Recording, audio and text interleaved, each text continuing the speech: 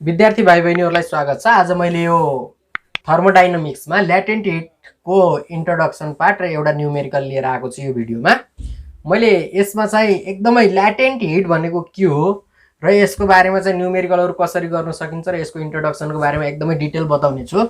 र यो हिसाबलाई पनि मैले ल्याटेन्ट हिटको र थ्योरी अफ क्यालोरीमेट्रीको आधारमा चाहिँ मैले यो हिसाबलाई पनि गर्नेछु। सुरुमा ल्याटेन्ट हिट भनेको के हो इन्ट्रोडक्सन गरौँ हामीले।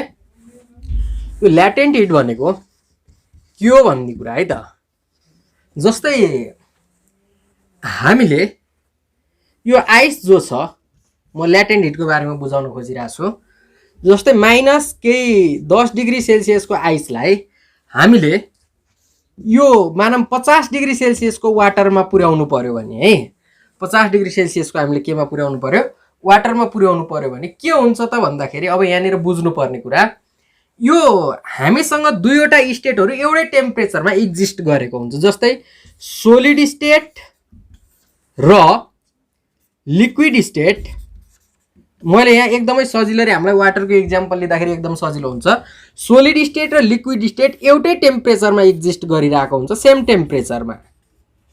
टेम्परेचरमा चाहिँ के गरिरहेको हुन्छ त, एक्जिस्ट गरिरहेको हुन्छ। जस्तै भन्न खोजेको कुरा के भने 0 डिग्री सेल्सियसमा आइस पनि हुन्छ र 0 डिग्री सेल्सियसमा हामीसँग वाटर पनि हुन्छ। अब यहाँनिर मैले के कुरा बुझाउँछु त भन्दाखेरि, यो 0 डिग्री सेल्सियसको आइस सोलिड स्टेटमा हुन्छ, 0 डिग्री सेल्सियसको आइस हाम्रो के हुन्छ त, सोलिड स्टेटमा हुन्छ भने 0 डिग्री सेल्सियसको वाटर चाहिँ लिक्विड स्टेटमा हुने भयो।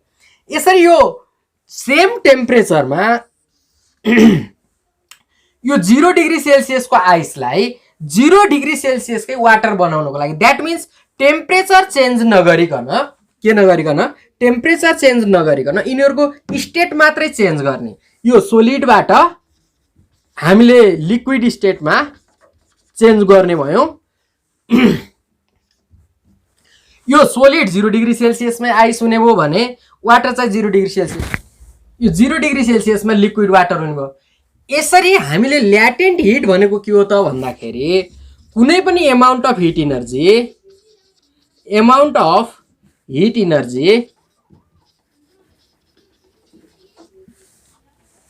एउटा चाहिँ amount of heat energy required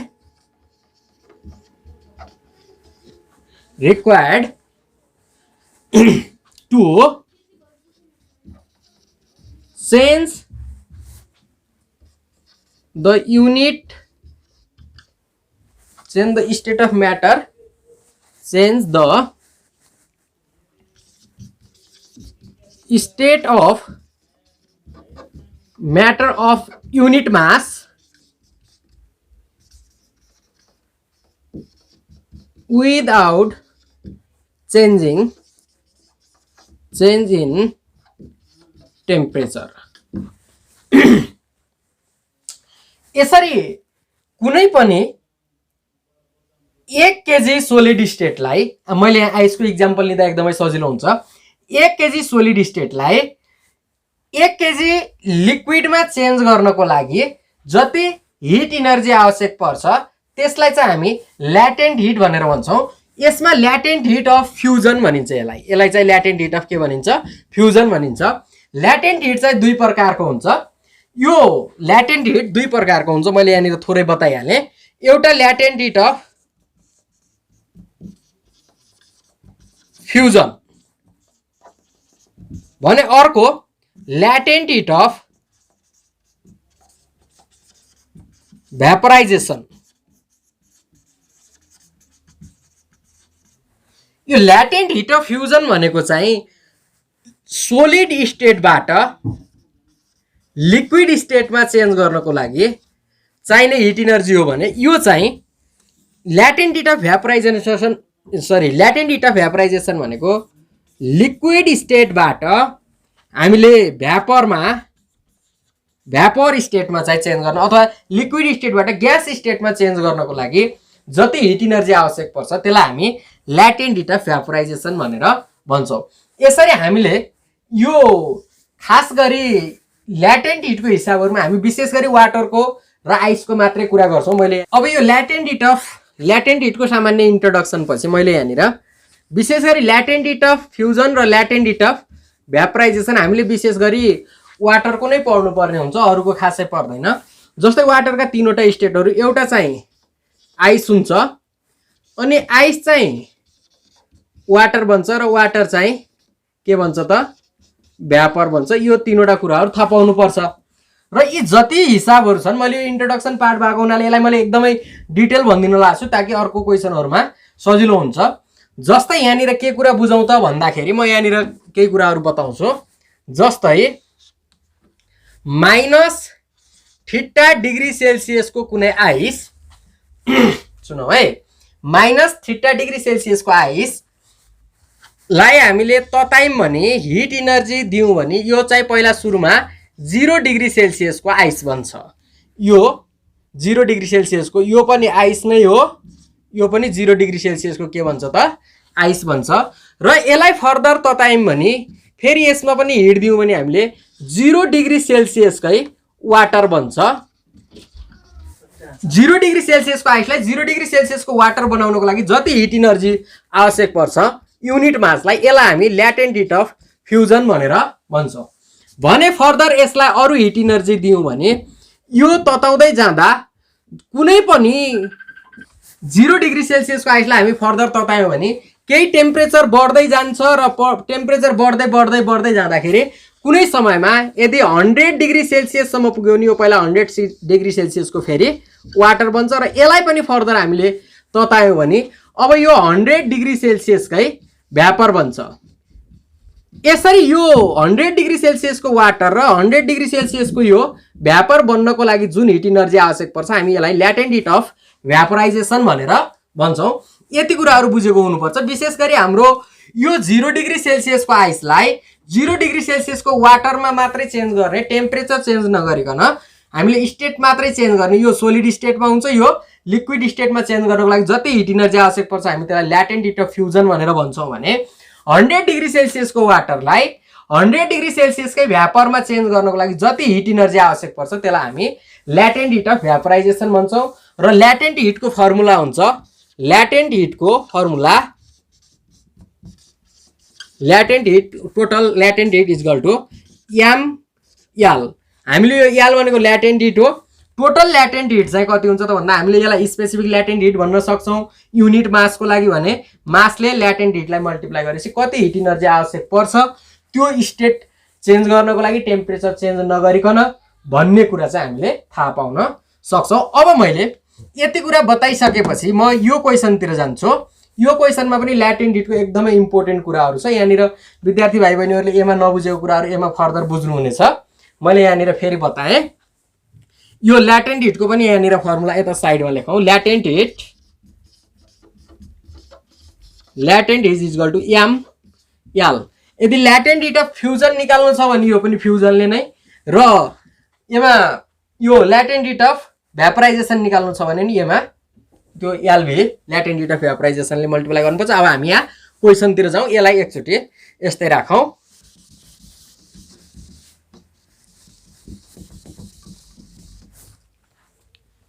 अब क्वेसन हेरौँ। यो question number 1, calculate the amount of heat required to convert 1 kg of ice. यहाँनिर भनेको छ, यो मैले यसलाई यहाँनिर यस्तै राखेँ। यो गिभनमा के छ त भन्दा आइसको मास कति दिएको छ,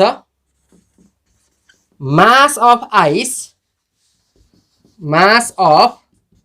आइस अथवा यसलाई MI is equal to 1 kg mass. कति डिग्री सेल्सियसमा भन्दा 8 - 5°C भनेपछि टेम्परेचर अफ आइस चाहिँ कति भयो त भन्दा टेम्परेचर अफ आइस यहाँनिर भनेको छ 8 - 5°C। यो चाहिँ थीटा आई लेख्छु मैले। यो आइसको temperature is equal to -5°C। 2 मा कतिमा पुर्याउनु भन्दा 2 वाटर 800°C भनेपछि फाइनल चाहिँ के हुने भयो त भन्दा फाइनल टेम्परेचर अफ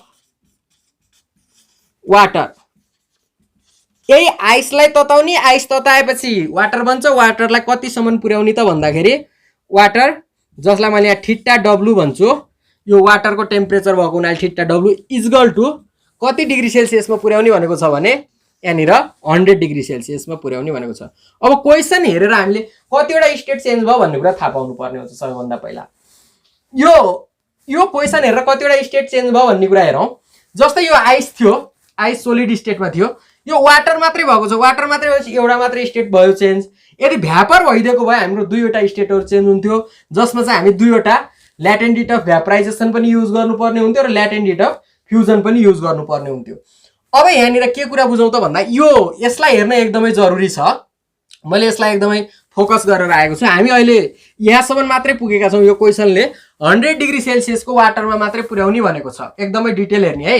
100 डिग्री सेल्सियसको केमा वाटरमा पुर्याउने भनेको छ भने हामी भ्यापरमा पुग्नु परेन। अब आइसको टेम्परेचर हामीसँग यहाँ कति छ, आई थीटा मानेको छु मैले, यहाँ पनि आई थीटा। अब यहाँ हेरौँ, योबाट योमा पुग्नको लागि आवश्यक पर्ने हिट इनर्जी कति हुन्छ त भन्दा हामीलाई यो फर्मुला थाहा हुनु पर्यो। सबभन्दा सुरुमा Q इक्वल टु msdt। यो msdt थाहा भएपछि यो आइस हो, यो के हो, आइस हो भनेपछि यो स्टेटबाट यो स्टेटमा पुग्नको लागि कति इनर्जी चाहिन्छ सबभन्दा सुरुमा हेरौँ। mi, यो आई भन्नुको अर्थ मास आइसको हो भनेको। एस, यो स्टेट कुन हो, स्टेट आइस हो, त्यही भएर स्पेसिफिक हिट क्यापासिटी पनि आइसकै लाग्ने भयो। र फाइनल टेम्परेचर यसको कति छ त यहाँनिर 0 डिग्री सेल्सियस माइनस यसको इनिसियल टेम्परेचर कति minus theta I degree Celsius हुनुभयो। यो डिग्री लेख्नु परेन। यसरी यो स्टेटबाट मतलब यो 0 -5 हाम्रो यो अहिले आई थीटा आईको भ्यालु यहाँनिर राख्दा -5 हुन्छ। अहिले म न्युमेरिकलमा गर्छु, यहाँनिरबाट बुझ्न सक्छौँ। र अब यो यहाँबाट यहाँ पुग्यो र यहाँबाट यहाँ जानको लागि कति हिट इनर्जी आवश्यक पर्छ भन्ने कुरा हामी त्यसको लागि एउटा फर्मुला छ। यो स्टेटको लागि mi, यही आइस चेन्ज हुने हो, यसलाई हामी ल्याटेन्ट हिट अफ फ्युजन भन्छौँ। अब यो वाटर त भयो, जस्तै हामीले यो आइसलाई पगालेर अब वाटर बनायौँ यहाँनिर भने त्यही वाटर नै मतलब त्यही वाटरको नै टेम्परेचर बढ्ने हो। के वाटर भएको भन्दा त यो आइस वाटर भएको। आइसको टेम्परेचर कति थियो -5 डिग्री सेल्सियस अनि आइसको मास चाहिँ कति थियो 1 केजी। अब हामी भनौँ 1 केजी आइसलाई तताउँदा पानी बन्यो भने के 2 केजी बन्छ अथवा 3 केजी बन्छ 4 केजी बन्छ। कति बन्छ त भन्दा मास चाहिँ चेन्ज हुँदैन टेम्परेचरको कारणले। 1 केजी आइस थियो भने त्यो 1 केजी आइसलाई तताउँदाखेरि पनि 1 केजी नै के हुन्छ त वाटर हुन्छ। भनेपछि यही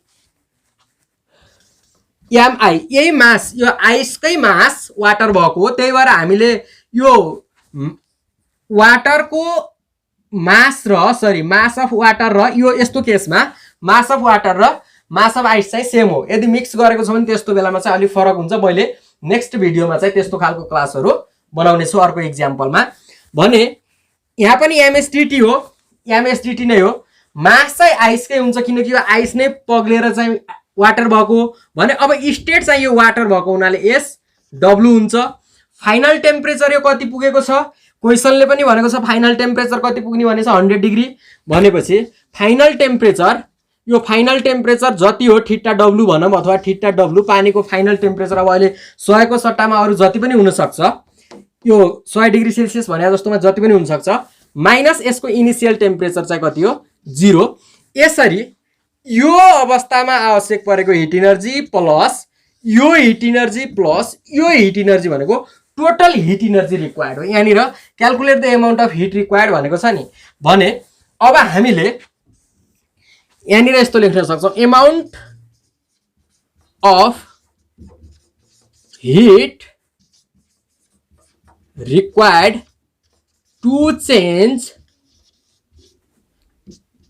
ice into water at theta degree Celsius, theta W degree Celsius है। मैले थीटा डब्लु लेखेको वाटरको टेम्परेचर। आइस कतिमा हुन्छ, आइस चाहिँ माइनस थीटा आई डिग्री सेल्सियसबाट, यो अहिले माइनस थीटाको ठाउँमा चाहिँ यहाँनिर हामीसँग -5 छ। अब यसको फर्मुला चाहिँ यिनी सबै total heat energy Q equal to यो टोटल जोड्ने हो mi SI 0 माइनस हामीसँग प्लस हुन्छ। पछि यहाँनिर 0 माइनस थीटा लेखौँ हामी अहिले यहाँनिर यो ठिट्टाको भ्यालु पछि माइनस, यहाँ मैले पहिले अलरेडी माइनस लेखिदिएको थिएँ, अब यहाँनिर माइनस भएको हुनाले अब यहाँ चाहिँ ठिट्टाको भ्यालु ठिट्टा भयो भने यो पछि माइनसले माइनसलाई मल्टिप्लाई गरेर प्लस हुन्छ। र अब दोस्रो स्टेटको चाहिँ कति छ त भन्दा MILF छ, mass of ice latent heat of fusion, plus third स्टेपमा चाहिँ हामीसँग कति छ त भन्दा मैले यतापट्टि लेखेँ MISW अनि ठिट्टा W माइनस 0। अब सबैको भ्यालु राखौँ हामी, योमा MI, योमा पनि MI, योमा पनि MI, सबैबाट कमन लिएर सजिलो गर्दा पनि हुन्छ, नभए सबैको भ्यालु राख्ने, सिम्प्लिफाई गर्ने। यो MI को भ्यालु हामीसँग कति छ 1 kg, 1 इन्टु यो SI को भ्यालु क्वेसनमा कति दिएको छ, क्वेसनमा यिनी कुराहरु दिएको हुन्छ। SI को भ्यालु दिएछ 2100 अनि यो 0 माइनस अनि यो ठिट्टाको भ्यालु कति फेरि -5 भनेपछि माइनस माइनस प्लस, यो माइनस र यो फर्मुलाको माइनस गरेर माइनस माइनस के हुने भयो त प्लस हुने भयो। प्लस MI1 LF चाहिँ हामीसँग कति छ क्वेसनमा दिएको छ 3.34 into 10 to the power 5 plus अब फेरि यो MI को भ्यालु 1 इन्टु SW कति छ त हामीसँग भन्दा वाटरको स्पेसिफिक क्यापासिटी 4200 अनि यो थीटा W फाइनल टेम्परेचर चाहिँ हामीले वाटरलाई कतिमा पुर्याउने हो अहिले 100 डिग्री, कुनै कुनै समयमा 100 डिग्री को ठाउँमा 40 50 20 30 पनि दिन सक्छ, त्यही भएर मैले यहाँ थीटा W भनेर जनरली लेखिदिएको छु। भने अब यहाँनिर थीटा W को ठाउँमा 100 माइनस 0 माइनस 0। अब यसलाई हामीले फर्दर मल्टिप्लाई गर्नुपर्छ, सिम्प्लिफाई गर्नुपर्छ। मैले एकछिन यहाँनिर थोरै क्याल्कुलेटर युज गर्छु, नभए विद्यार्थी भाइ बहिनीहरूले यतिलाई अब यो भन्दा पछाडी यो सिम्प्लिफाई गर्ने र टोटल जति आउँछ त्यसलाई हामी जुल युनिटमा चाहिँ लेख्नु होला। यो यति जुल हिट इनर्जी चाहिँ आवश्यक पर्छ। अब यहाँ भन्दा बाँकी छ नि, यो बाँकीमा चाहिँ जोड घटाउ सिम्प्लिफाई गर्न विद्यार्थी भाइ बहिनीहरूले सकिहाल्नुहुन्छ। मैले नेक्स्ट भिडियोमा यो भन्दा अलिकति हार्ड लेभलको नेक्स्ट खालको यही ल्याटेन्ट हिटसँग रिलेटेड नेक्स्ट क्वेसन लिएर आउने छु। त्यसो भए हुनाले त्यो भिडियो पनि हेर्न नभुल्नु होला भन्दै मैले यो क्लासलाई यही अन्त्य गर्छु। हस्त, धन्यवाद।